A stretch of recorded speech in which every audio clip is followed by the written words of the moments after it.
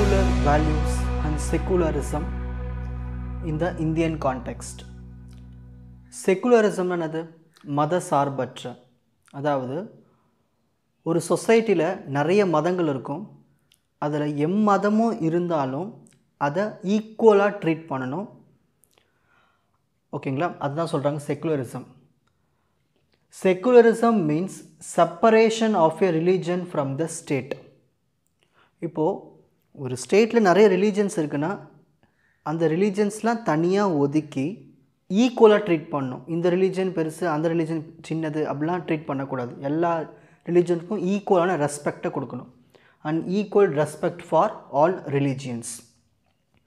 ஒரு செக்குலர் ஸ்டேட்டில் கவர்மெண்ட் என்ன பண்ணக்கூடாதுன்னா இந்த ரிலீஜனுக்கு ஃபேவர் பண்ணக்கூடாது, இந்த ரிலீஜனை ப்ரொமோட் பண்ணக்கூடாது. ஸோ எல்லா ரிலீஜன்ஸையும் வந்து ஈக்குவலாக ட்ரீட் பண்ணணும். எதையும் வந்து டம்ப் பண்ணக்கூடாது, மட்டம் தட்டக்கூடாது, டிஸ்கிரிமினேட் பண்ணக்கூடாது. ஓகேங்களா? ஸோ இப்படி இருந்தால் தான் ஒரு ஃப்ரீடம் கிடைக்கும். ஸோ ரிலீஜனில் நம்மளுக்கு ஒரு ஃப்ரீடம் கிடைக்கும். Freedom of religion, religious equality and peaceful coexistence among people of different faith. So வெவ்வேறு ரிலீஜன்ஸ் இருந்தாலும் அதில் நம்ம என்ன பண்ணலான்னா ஈக்குவலாக ட்ரீட் பண்ணி நம்மளுக்கு அந்த ஃப்ரீடம் கிடைக்கும். ஸோ அப்போ தான் ஒரு செக்குலர் ஸ்டேட்டில் இந்த மாதிரி விஷயங்கள்லாம் இருக்கும். ஓகேங்களா? Next, secular values. Secular values are the moral and social principles. ஓகேங்களா? ஒரு நல்ல நெறிகள்னு சொல்லலாம், சமூகத்தில் இருக்கிற நல்ல நெறிகள். இது என்ன பண்ணுன்னா ரிலீஜியஸ் நியூட்ராலிட்டி, ஈக்குவாலிட்டி, டாலரன்ஸ் இன் சொசைட்டி. ஸோ எல்லா ரிலீஜன்ஸுமே ஈக்குவல்னு வந்துடுது. அப்புறம் மதமும் வந்து சமம், அது இது ஏற்ற தாழ்வு அதெல்லாம் இல்லாமல் நியூட்ரலாக இருக்கிறது. அது மட்டும் இல்லாமல் டாலரன்ஸ், சொசைட்டியில் இந்த ரிலீஜன்ஸ் இருக்குது, நம்ம டாலரேட் பண்ணிக்கலாம். ஸோ இந்த மாதிரி விஷயங்கள்லாம் வேல்யூஸாக சொல்கிறாங்க. Main secular values. First, religious freedom. ஒரு பர்சனுக்கு எதை வேணாலும் சூஸ் பண்ணலாம், எந்த ரிலீஜன் வேணாலும் சூஸ் பண்ணலாம். Every person has the right to follow பண்ணலாம், சேஞ்ச் பண்ணிக்கலாம், இல்லை ஃபாலோ பண்ணாமலும் இருக்கலாம் எந்த ரிலீஜனையும். ஸோ இது எல்லாமே freedom. No one can be force to accept any belief. இதை நீங்கள் நம்பி தான் ஆகணும்னு யாரையும் ஃபோர்ஸ் பண்ணக்கூடாது. Equality of all religions. So எல்லா ரிலீஜியன்ஸையும் வந்து ஈக்குவலாக ட்ரீட் பண்ணணும் சொசைட்டியில். எந்த ஒரு ரிலீஜன்ஸ்க்கும் என்ன பண்ணக்கூடாது, சலுகைகள் கொடுக்கக்கூடாது, எந்த ஒரு பவரும் கொடுக்கக்கூடாது. இந்த ரிலீஜன் தான் டாப் ரிலீஜன், அவங்களுக்கு வந்து ப்ரிவிலேஜஸ்லாம் கொடுக்கக்கூடாது. ஸோ ஈக்குவலாக ட்ரீட் பண்ணணும். Religious tolerance. ஸோ எல்லா ரிலீஜன்ஸில் இருக்கிற மக்களை நம்ம வந்து ஈக்குவலாக ட்ரீட் பண்ணணும், மரியாதை கொடுக்கணும். ஸோ ஓகேங்களா? ஸோ அப்படி இருந்தால் தான் ஒரு வெவ்வேறு கம்யூனிட்டிக்குள்ளே அந்த ஒற்றுமை இருக்கும், பீஸ்ஃபுல் அமைதியான அந்த கோ எக்ஸிஸ்டன்ஸ் இருக்கும். Separation of religion and politics. Politics தனியாக, ரிலீஜன் தனியாக பிரிச்சுக்கணும். ஓகேங்களா? பாலிட்டிக்ஸ்குள்ளே ரிலீஜனை கொண்டு போகக்கூடாது. So religion should not interfere in political decisions. So leaders must serve all citizens regardless of the religion. இவங்க எங்கள் ரிலீஜன், இவங்களுக்கு மட்டும் தான் செய்வேன்னு சொல்லி அந்த பாகுபாடு பார்க்கக்கூடாது. Unity in diversity. ஸோ நம்ம இந்தியன் சொசைட்டின்னு எடுத்துக்கிட்டு நம்ம டெமோக்ராட்டிக் கண்ட்ரியில் இருக்கோம். ஸோ வெவ்வேறு ரிலீஜன்ஸ் இருக்குது. ஸோ எல்லா ரிலீஜன்ஸும் நம்ம என்ன பண்ணணும், அக்செப்ட் பண்ணிக்கணும். அப்போ தான் ஒற்றுமை இருக்கும், யூனிட்டி இன் டைவர்சிட்டி. அப்படி இருந்தால் தான் நம்மளுக்கு அண்ணன் தம்பி உறவு இருக்கும், பிரதர்ஹுட், நல்ல ஒரு இணக்கம் இருக்கும், சமூகத்தில் ஒரு அமைதி இருக்கும். Respect for human dignity and rights. So ஒவ்வொரு இண்டிவிஜுவல், ஒவ்வொரு சிட்டிசன் வச்சுப்போம், அவங்க வந்து எதை வேணால் நம்பலாம், நம்பாமலும் இருக்கலாம் ரிலீஜனை. ஸோ அவங்களுக்கு ஈக்குவலான வர்த் அண்ட் ஹியூமன் ரைட்ஸ் இருக்கணும் எந்த ரிலீஜனாக இருந்தாலும். ஓகேங்களா?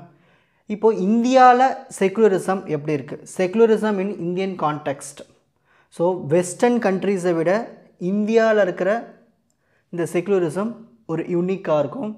ரொம்ப இதில் நம்ம என்ன பண்ணோம், கவர்மெண்ட் வந்து பிரிச்சிரும், ரிலீஜன் தனியாக, கவர்மெண்ட் தனியாக. ஸோ ஒரு பொலிட்டிக்கல் டிசிஷன்ஸ் வந்து ரிலீஜனுக்குள்ளே போகாது. ஓகேங்களா? ஸோ ரிலீஜனை பேஸ் பண்ணியிருக்காது. ஸோ எல்லா ரிலீஜன்ஸும் ஈக்குவலாக ட்ரீட் பண்ணுவாங்க, ரெஸ்பெக்ட் கொடுப்பாங்க. Features of Indian secularism. சர்வ தர்ம சம்பவ. அதாவது எல்லா ரிலீஜன்ஸ் கூடவும் ஒரு நல்ல இணக்கத்தை ஏற்படுத்திப்பாங்க, எந்த ரிலீஜன்ஸையும் வந்து ஒதுக்கிட மாட்டாங்க மொத்தமாகவும். The state treat all religions with equal respect and protection.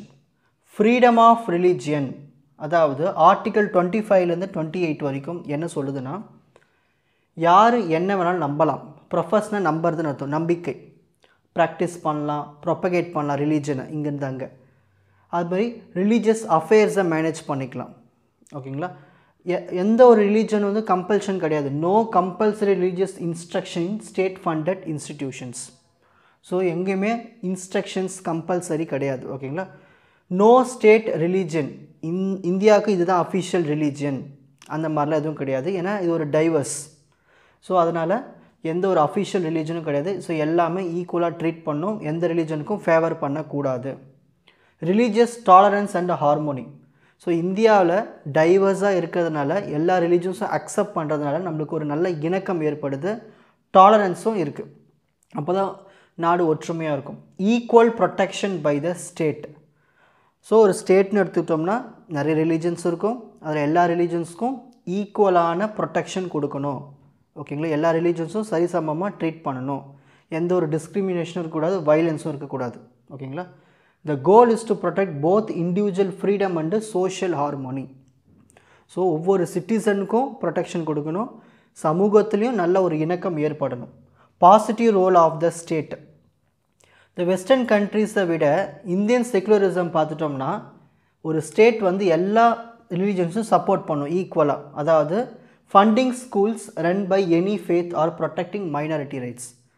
So எந்த ரிலீஜன் வேணாலும், ஓகேங்களா, எந்த ரிலீஜன் வேணாலும் என்ன பண்ணலான்னா ஒரு ஸ்கூல் ஸ்டார்ட் பண்ணலாம், அதில் எல்லா டைவர்ஸ் மக்கள்ஸும் வந்து படிக்கலாம்.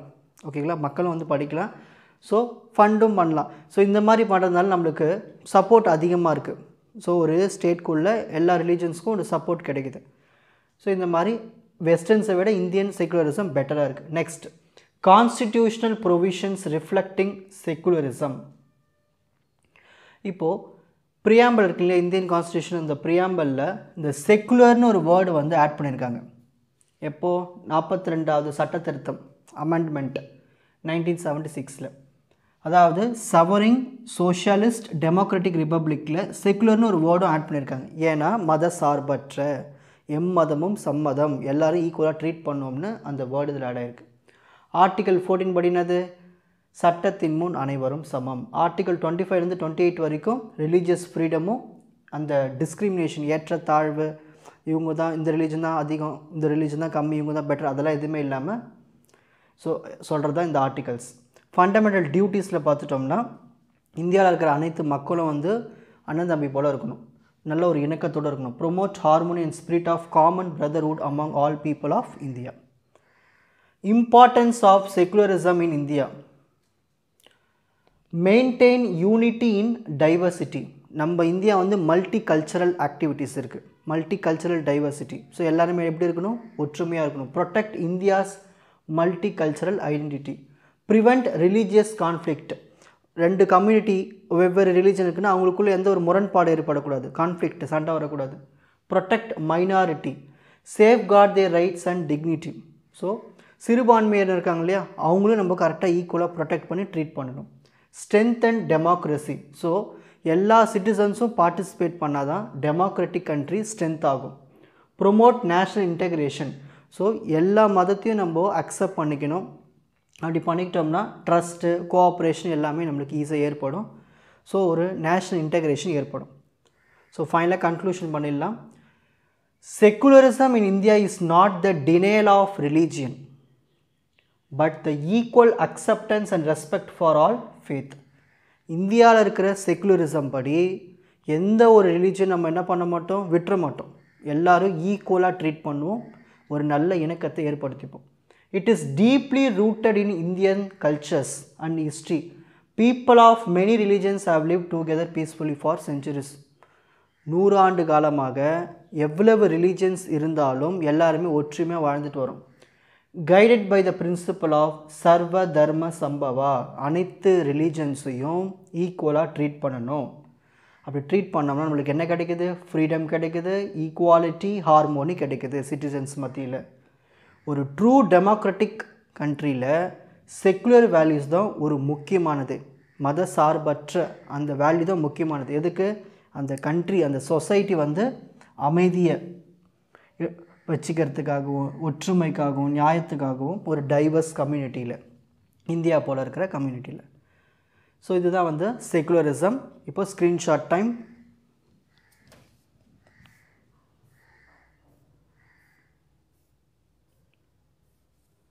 ஸோ ஃபஸ்ட் செக்குலரிசம்னா என்ன, செக்குலர் வேல்யூஸ்லாம் என்னென்ன இருக்குது, அதில் மெயின் செக்குலர் வேல்யூஸ் என்னென்ன இருக்குது, இந்தியன் கான்டெக்ஸ்டில் செக்குலரிசம் எப்படி இருக்குது, ஃபீச்சர்ஸ் ஆஃப் இந்தியன் செக்குலரிசம்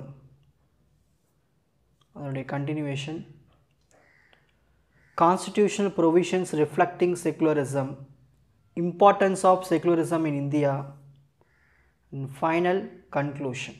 உங்களுக்கு இந்த கண்டென்ட் ஈஸியாக புரிஞ்சிருக்கும்னு நினைக்கிறேன். Watch other episodes in the appropriate playlist. ஃபோர்ஜி silver academy, strength, success, clarity. வணக்கம்.